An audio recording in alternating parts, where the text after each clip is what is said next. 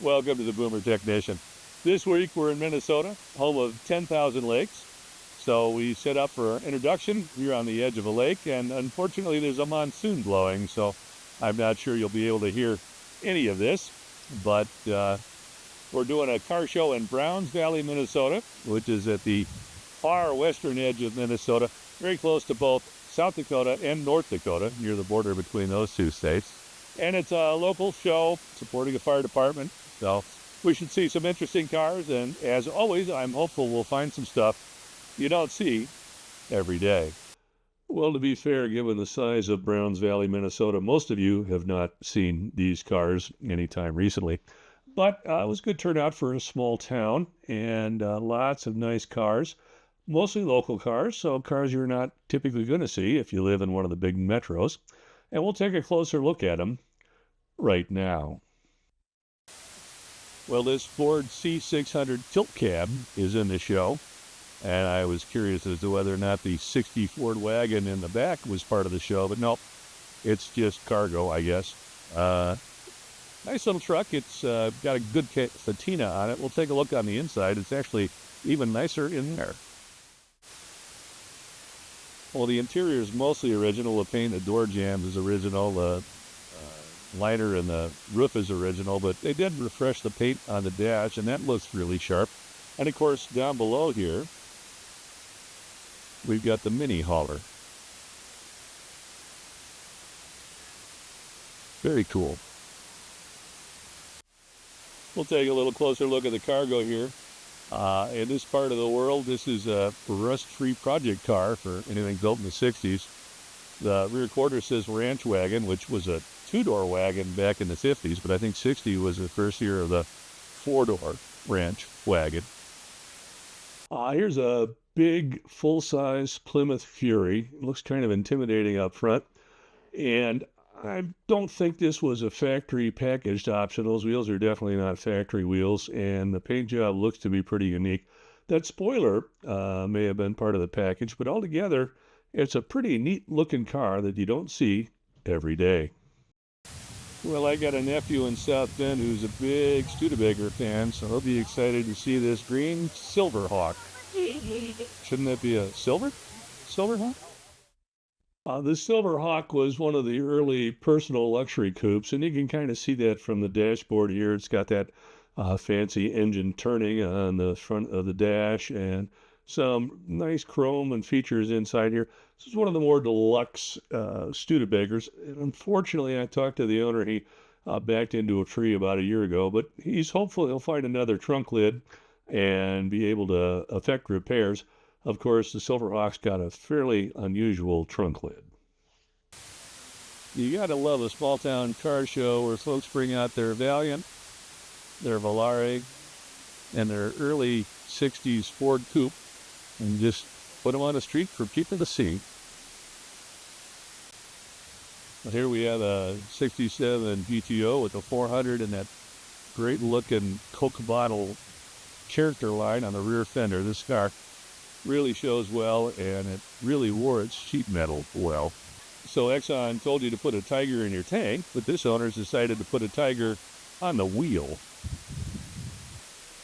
And here's a better shot of that classic Pontiac dash with the complete instrumentation and the white and black contrasting interior colors. And this review wouldn't be complete without a shot of that fantastic set of GTO taillights. You know, they built the C3 Corvette for a lot of years, but I really think the original version, the 68s and 69s, are the best of the bunch. I just think the chrome bumpers look a lot nicer on this versus the later cars, and of course, this car was built the way the designer wanted it, and everything else after that was to meet the needs of the federal regulation. I'm sure the Corvette fans out there already know this, but this domed hood indicates the presence of a big block, and you get in close, and sure enough, it's a 427. You know, you go to a small town car show, and that's where you can catch the 98-year-old Ford Model A. What a fun car. Well, old Henry wanted to stick with the planetary transmission, but when the Model A came out, the times forced him to move over to an actual shift lever. Yeah. Well, we filmed a 98-year-old Model A minute ago, and here's a 102-year-old Cadillac. You said Roadster? Yes. Roadster with a rumble seat in a very sharp magenta. That tan top sets it off quite nicely, and of course, white walls, fully appropriate for the time. Well, we got a Cadillac V8 here, but there's no rocker covers because there's no rocker arms because this here is a flathead. As I was looking around this Cadillac, I found a bunch of Cadillac crests and other features. We've got that crest in the headlight assembly there, and then we've got this oil can mounted to the firewall. Well, here's a nice little Maverick Grabber in that great Grabber blue color, one of the high-impact colors from the 70s. I don't believe the bumper was originally blue, but you know, it's a lot cheaper to paint a bumper than to re-chrome one nowadays, so that's an option a lot of people are taking advantage of. Well, let's do a quick sweep around here at the back of the show. We've got a 66 Chevy Impala in red, a 65 GTO in red, and a 66 GTO in yellow. Well, props to the owner on this 66 GTO. It's got 3 pedals and a manual transmission. Well, I just took a quick jittery shot of this 5th gen El Camino, but if you're going to own an El Camino, the 5th gen is the one to have. It's the perfect size for what it does. Well, here's a 1936 Chevy fire truck owned by the Browns Valley Fire Department. I asked them if they're still using it for fighting fires, and I was informed they have a little more modern equipment for that. I filmed a lot of these early Chevys lately. We saw one down in Morrilton, Arkansas, but this is a really nice one, complete with the capped-off side exhaust. Well, I got the camera a little askew here, but I wanted to zoom into the dash and get a shot of these gauges in the dash itself. The owner did that when he built the car, and it's a really sharp-looking feature. You know, the Biscayne was the base model, and you can see there's just almost no chrome trim on it compared to the other cars of that era. And if the lack of chrome trim doesn't convince you, how about this? Only 2 taillights on each side. I thought Chevys had 3. And Chevy even kind of rubbed it in. They said, oh, you're going to buy the base model? Well, we'll show you how wide the chrome trim could be, but then we're just going to give you the skinny stuff.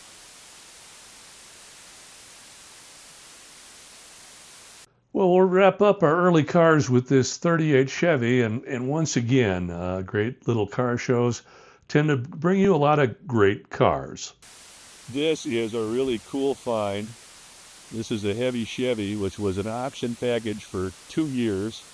Chevrolet offered it as a response to the Roadrunner and also to the high insurance prices. So you could buy a heavy Chevy with a straight 6 in it, or just a 307, but it had the SS hood on it, and it had the heavy Chevy stripes and the styled steel wheels, so you could look like a hot rod, but pay normal car insurance prices. And they didn't really catch on, but it's kind of cool to see one. The last one I saw was in a new car showroom back in '70 in Stevensville, Michigan. Here's a shot of that heavy Chevy's interior, and as you can see, the owner anteed up for the gauge package, but beyond that, it's pretty much a taxi cab. So as I said, this is a pretty unusual car, and it was driven by a YouTuber who wanted to talk a little bit about his channel, so I said, sure, go ahead. This car here is my uncle's car here. He bought this on February 25th, 1972, brand new from Hanson Chevrolet in Browns Valley, Minnesota, and just recently got it restored here. And if you want to see some more cars like this, make sure to follow Snowman's Garage on YouTube. So I looked that up, and that's Snowman with an apostrophe S Garage, and it's the one here in the U.S. Well, there's a lot of nice pickups here at the car show, and why not? We're in Minnesota, but this is a 66 Ford with a twin I-beam suspension, which must have been fairly new because Ford was proud enough to put it on the fender. Well, let's check out the interior here. We've got the original dash. It's all been repainted and restored. We've got 3 on the tree, but we've also got the modern conveniences, under dash AC and a cassette AM/FM radio. I'm not sure my grandpa would be a fan of those white walls on the pickup, but it works for him. Well, we're celebrating America's 250 in 2 weeks, and in honor of that, we've got a 76 Corvette with the red, white, and blue paint job. Go America.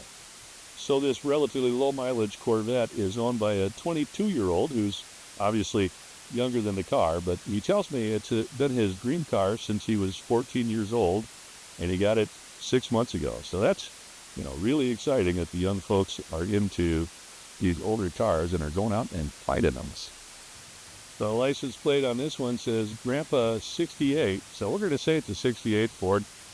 Pretty sharp little car, nothing ostentatious about it, but we're here in Minnesota, and ostentatious is not always on the menu.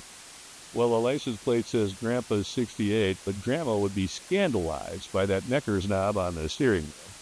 Still, on those old manual steering trucks, they really made a lot of sense. Boy, the interior on this looks really nice. Just a practical work truck brought back to its original specifications with nothing fancy added on. These old Broncos are famous, for maybe infamous for their white OJ Bronco, but personally I'll take mine in a two-tone, just like this one. Here's a nice Survivor. It's a 1980 Monte Carlo. I believe that's original paint color. First year for the 4-headlight Monte Carlos in this body style. And of course they cleaned up the roof line and the tail a little bit. And I'm not sure those wheels are originals, but let's say they are. T-top Landau. Boy, this is a nicely optioned car. Power windows, power locks, remote control mirrors, full instrumentation. They went with a clock instead of the tach, cruise control, and intermittent wipers. And if you want to know what upholstery looked like in 1980, here you go. And here we have a truck from the 1980s.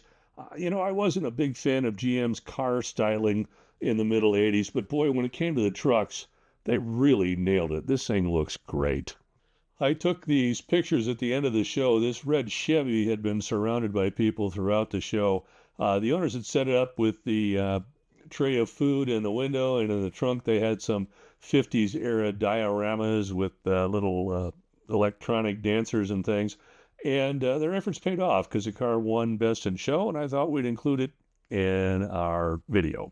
So that does conclude our Browns Valley, Minnesota video, which takes us to 20 straights, leaving us with 30 more to go. And hopefully we get another 8 or 10 in before the 2027 year rolls around. And with that, I'll just remind you, no matter where you go, there you are.